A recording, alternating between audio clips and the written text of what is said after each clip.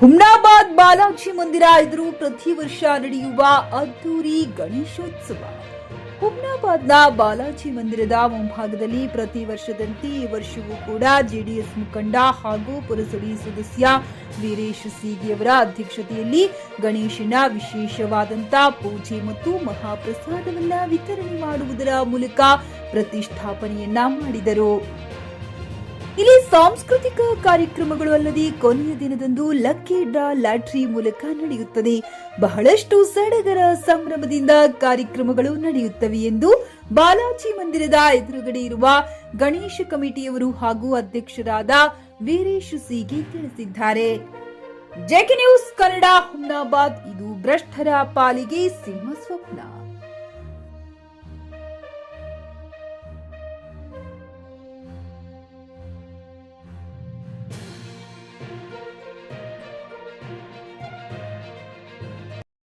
JK news Kannada, ಇದು ಭ್ರಷ್ಟರ ಪಾಲಿಗೆ ಸಿಂಹ ಸ್ವಪ್ನ.